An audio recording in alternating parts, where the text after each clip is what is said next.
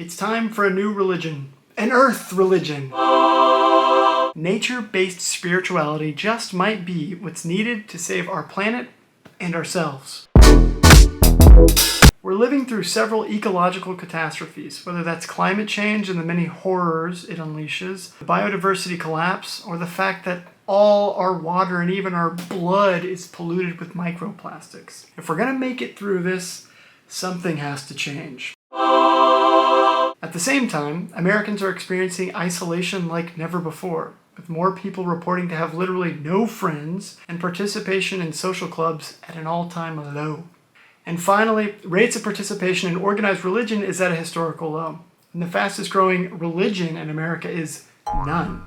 Some folks might celebrate a future with less Christian influence in the United States, but with the lack of a social safety net and the absence of public spaces to congregate, this leaves the majority of Americans even more isolated. Not to mention that a religious vacuum leaves space for even creepier things to take Christianity's place. So our proposal is an organized religion based on reverence for the physical spaces around us and the beings that inhabit those spaces.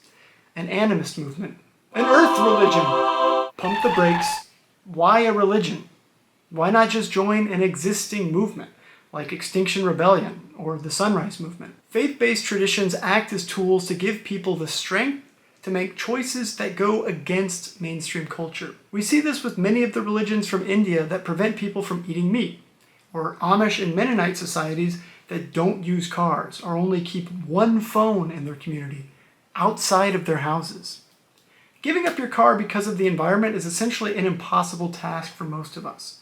But with an entire community dedicated to making that a reality and the backing of a spiritual practice to boot, that kind of choice becomes much more manageable. The rules and structure of a faith practice can give us positive actions to take and a calling from a higher power to follow through. This is why step number 2 in Alcoholics Anonymous is recognizing a power greater than ourselves to help people overcome their addiction. And we, frankly, are addicted to destroying our world.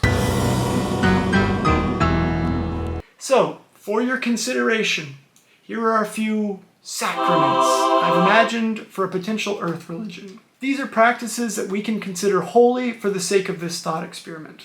Number 1, touching grass. We all need it. Develop a personal spiritual practice of being in nature every day. Greeting the sun in the morning. Getting to know a local tree. Paying attention to birdsong. Become a part of your world. Don't feel like going outside?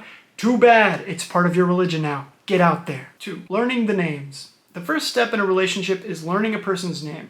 You can start a relationship with the plants and animals that live near you when you learn their names. Our video on plant blindness can help here. I wanted to say iNaturalist was the sacrament, but at this point, you guys might think we're just a front for their marketing department.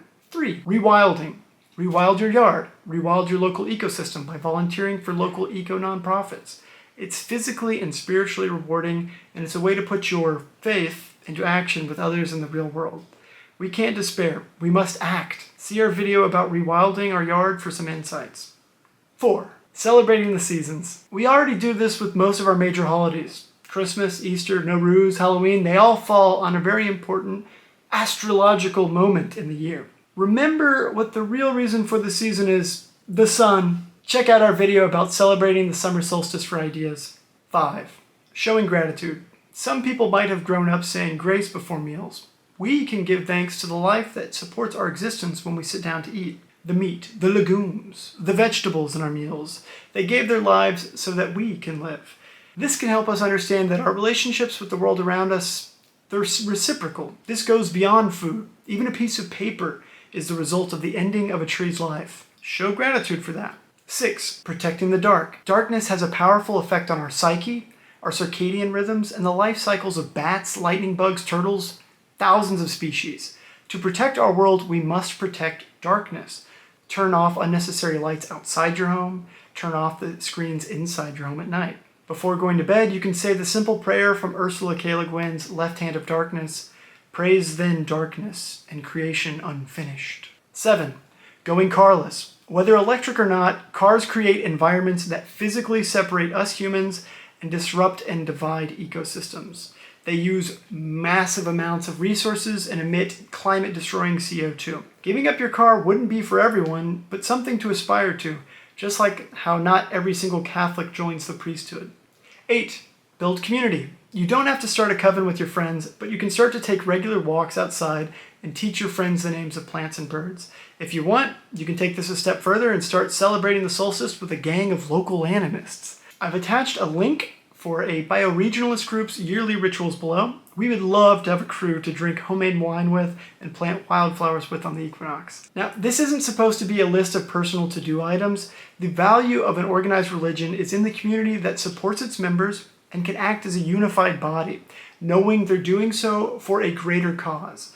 In our case, the higher power is our world, life itself, from the little lizards in your yard to the clouds in the sky. Imagine a world where our judges and politicians believed in the sacredness of the dark. Our building codes would reflect that and require developments to create less light pollution. In a world where rewilding is a sacrament, you might plant a pocket prairie with your friends on your birthday.